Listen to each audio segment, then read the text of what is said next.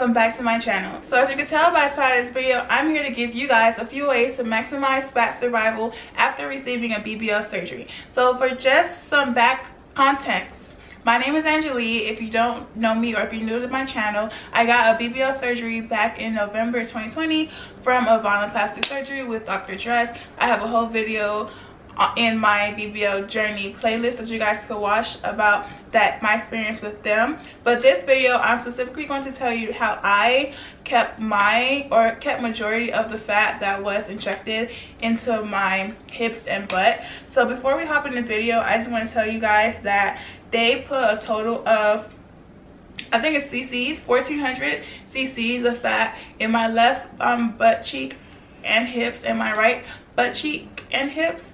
And I'm going to tell you guys how I kept majority of that 5 months later. So if you're interested in knowing how to maximize fat survival, make sure you like this video, subscribe to my channel, join the family, and let's hop right in. So the first thing that you need to do, well, there's really no particular order, but all of these are equally as important. But disclaimer, every person's experience is different, everybody's body is different, but I really do highly suggest you take these tips and tricks and advice into consideration, because for the majority of the part, they do work and you will see a difference. The first thing that you should do is wear the right garments. And when I say garments, not only fajas and waist trainers, but making sure you're wearing the right type of clothing after getting this BBL surgery. So we all know that fajas help, you know, compress your waist, but make sure you're getting the right type of faja, because if you have a BBL, it's different from a lipo, because BBL is taking fat that's removed and putting it back into your hips and behind, and we know that like compression is going to squeeze you. So if your faja is too tight on your hips and butt, it's going to squeeze and it's going to kill those fat cells. Same thing goes with wearing tight clothing. If you're wearing too tight clothing on your hips and butts, an example like jeans or like really tight leggings or stuff like that, that's going to kill fat cells just as quick as you sitting on your butt too early. When we say compression is key, only for the waist, but if you're compressing your hips and your butt, that's literally your money going down the drain, because you just killed all the fat cells that were transferred, and new fat cells die.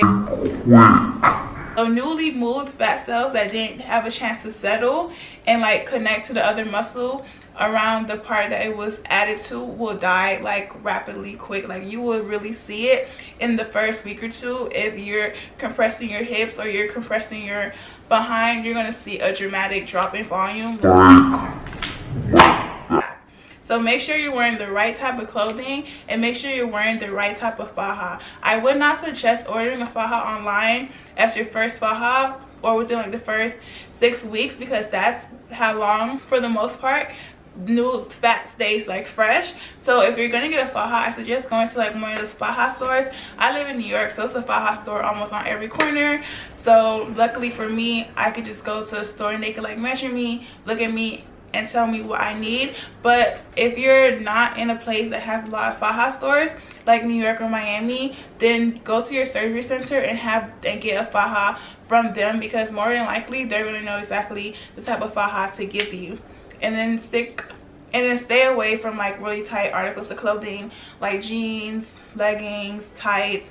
When I first had my surgery, I wore like dresses, I wore like shorts, like real loose, like baggy shorts. It wasn't the cutest, but I knew like these couple of weeks, couple of months of sacrificing looking cute is going to pay off in the long run, and it did. So I'm really happy that I chose to sacrifice being cute too early for keeping my volume later on. So second tip to maximize fat survival is to feed the fat. I know this might sound kind of, you know, weird, but you have to feed the fat in order for it to live. Just like you have to feed yourself in order for yourself to live, in order for yourself to survive, you have to do the same thing with your fat. So feeding the fat, there's a diet called the keto diet that a lot of people do. Is high fat, low carbs, low sodium, and such like that. You could definitely do that, but if you don't want to be like, you know, super keto out your first couple of weeks of after surgery,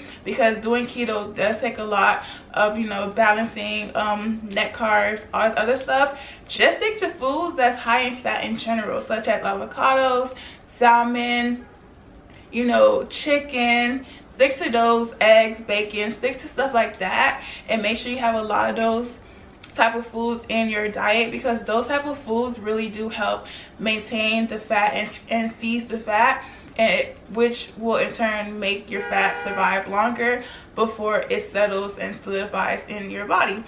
Also, like, when you get out of surgery, you don't want to be eating processed foods. You don't want to be eating like all this, like, you know, fast food type of places, because that's going to hinder your results for one, and that's just going to put the weight back on before the swelling even goes away. So at this point, you don't know what's swelling and what's fat that you gain because of you eating all these processed foods. So try to stick to high fat foods, and also whole foods, such as like fresh foods that you could get from like a farmer's market or stuff like that. Just like more natural route. Within the first couple of weeks, you will definitely see the difference in your body. The next step I have for you guys is how you sleep. How you sleep matters, because like I said earlier, if you sleep on your side or your butt, that's compressing the fat, and that's going to kill it. So imagine the normal person sleeps for roughly about 6 to 8 hours at night. So imagine you laying on your hip or you laying on your behind for 6 hours.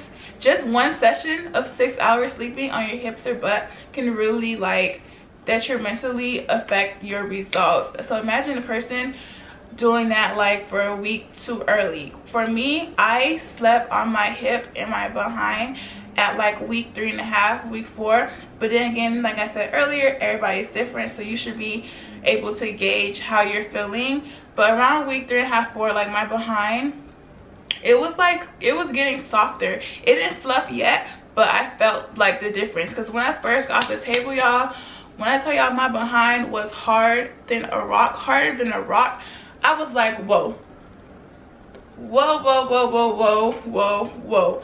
I was shocked because I didn't know how long I was gonna stay like that. I mean, we've heard of the fluffing process, like as I was doing, well, I've heard of the fluffing process as I was doing my, you know, research before getting the surgery, but I just didn't think my butt would be this hard, like off the table.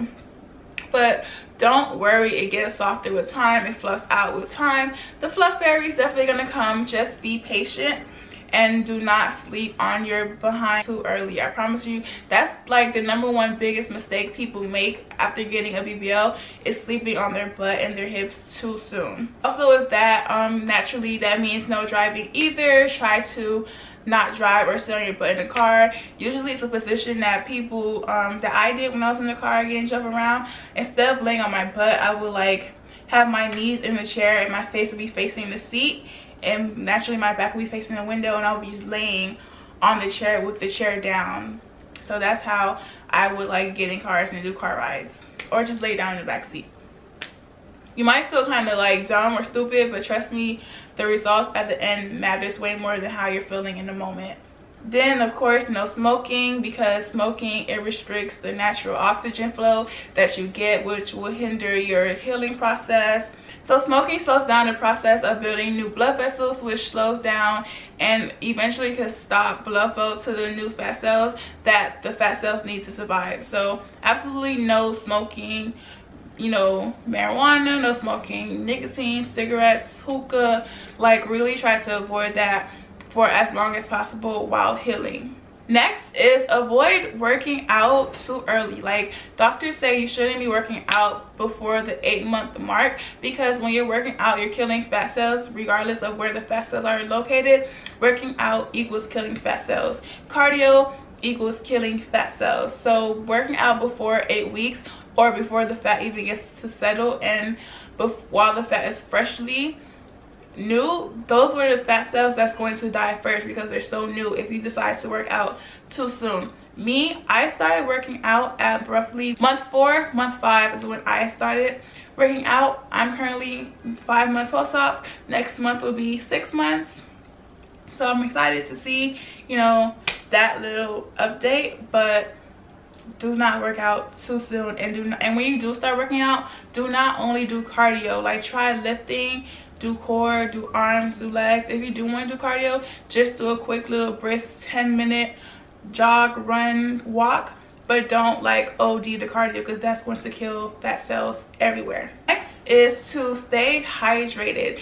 When I tell you hydrate, it's very important, especially within the first couple of days of recovery. You get lightheaded and you get dehydrated and you get dizzy so fast when you're too active too soon. And the only way to really combat that is to make sure you have enough fluids in your body to avoid passing out from being too lightheaded. Like, they say you should drink about 64 ounces of water per day, ideally within the first couple of weeks of getting your BBL surgery. And I think that's very accurate. I was drinking, like, you know, 6 bottles of water a day. I also was drinking pineapple juice because that helps with the swelling and that helps with the drainage of the lymphatic liquid. I have a whole video on that, how to, you know, maximize draining, if you want to watch that video as well. And then I also bought these lymphatic drops that I will put in my water to help with the drainage. All of this information is in my previous video, so if you haven't watched the previous videos, make sure you watch that, because I dropped a lot of gems in those videos. The final way to maximize fat survival after getting a BBL is to maintain a steady weight, because if your weight fluctuates too much, like in the beginning stages of your post-op recovery, that could negatively affect your healing process. So weight gain is problematic because, like I said earlier, you wouldn't know what's weight gain and what's swelling still, and then that's going to leave you frustrated because you're like, dang, why is the swelling not going down? When in reality, you're just gaining weight. So that's going to cause really like mental issues with yourself. Also, try staying out the mirror as much as possible. I know that it's so tempting to look in the mirror every chance you get. Like, I fell victim to that. I used to look in the mirror and be in the mirror like 24/7. Like, after taking a shower, before taking a shower, I'll look in the mirror and be like, wow, like, is this real? Because every day you wake up, you're gonna wake up looking different, even whether it's like a huge difference or a slightly difference from the day before. So if you're trying to like monitor how you look every day, that's going to drive you crazy. So try to stay away from, you know, consistently looking in the mirror as much as possible, because that only thing that's going to do is mess up your psychological process. And being in a good mind state is very important during this journey, because any negativity that you might feel is going to impact how you it's going to impact how you heal, and you want nothing to disturb your healing process in general. So that's the end of my tips on how to maintain fat survival. Like I said earlier, if you're new to my channel, make sure you join the family, like this video, subscribe to my channel. Really glad to have you guys here. And next month, make 6 months post-op, I will be doing a 6-month body reveal. I'm also going to be telling you guys what's all worth it. I'm going to be dropping like any other, like, you guys should definitely do this to get these results type of tea in that video as well. I'm also going to be trying on a few clothes so you guys can see the difference in my body from before surgery and after. Also, I want you guys to drop in the comments what other type of videos you want to see, because 6 months is coming and my journey will be over. I might do like a year post-op down the line, but as of right now, the 6-month video will probably be my last BBL video, because I'm gonna get back to my New York vlogs. I'm gonna get back to my day in my life. Like, this BBL stuff was fun, but your girl is happy that it's over. I made 6 months. If I could make 6 months, you guys could definitely make 6 months. Just do not give up. Trust the process. Trust the process. And that's that. And that's facts. Alright, be back in my next video later.